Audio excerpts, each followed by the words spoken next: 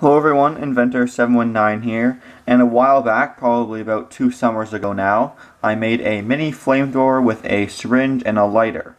It was a pretty cool video, but got some hate because it was very small. If you haven't seen the video, I'll post a link right up here.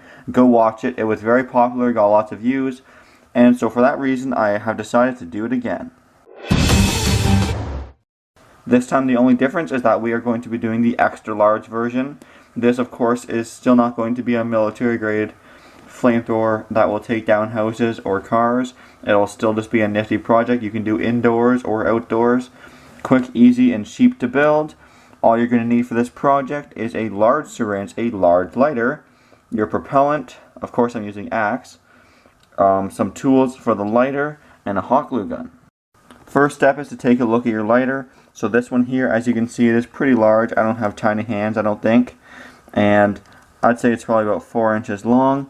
But the problem is, here's the size of the flame, non-existent. Even if you adjust it to fully maximum, it's still nothing awesome. So we're going to go ahead and take off those 2 screws to adjust the flame.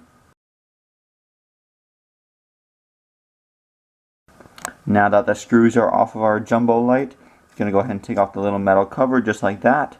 And as you can see, there's the adjuster knob. And before, it was constrained to that little slot on the piece of metal. But now, as you can see, the plus is pointed to the right. So we're going to go ahead and open the flame up all the way by moving it as far as it can go. Now when you pull on the lighter, we have a good sized flame. Next, I simply reinstalled the cover of the lighter just for aesthetics. And I used some scissors to open up this slot so that you can keep it fully opened. The next step, if you haven't already guessed, is to take your syringe. Mine is a very large 2-ounce syringe. You can go ahead and remove the end cap, you won't be needing that. And you can go ahead and mock up the placement. And the key here is that the end of your nozzle and where the flame is line up pretty flush. Like that, for example, so when you light the flame, it goes right near the tip of the syringe. So I'm going to go ahead and mount mine right about there.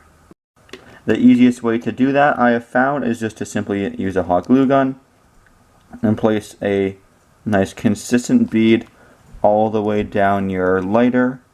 Make sure your hot glue gun isn't set on the hottest setting, as you don't want to burst open the lighter. And then go ahead and set it in place, and while it's still wet, move it into position, like I said, so the tip of both items are flush up and down.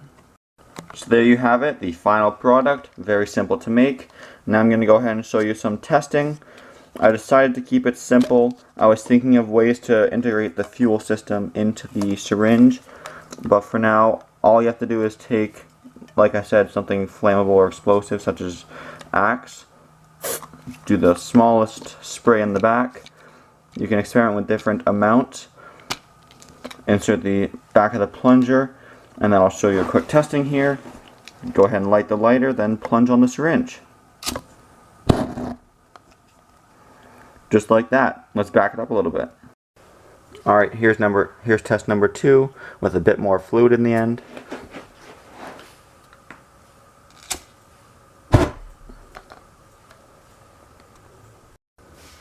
Take 3, here we go.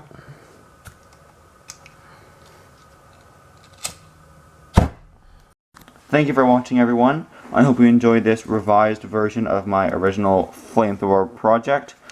If you remember seeing the first one, I also got a lot of comments to use actual fluids rather than vapors, so such as gasoline or like 90% alcohol, and I'm sure that would work, but in a plastic container with your hand right here, I don't quite know if you want to shoot 2 ounces of gasoline that close to your thumb, so I like this version quite a bit better.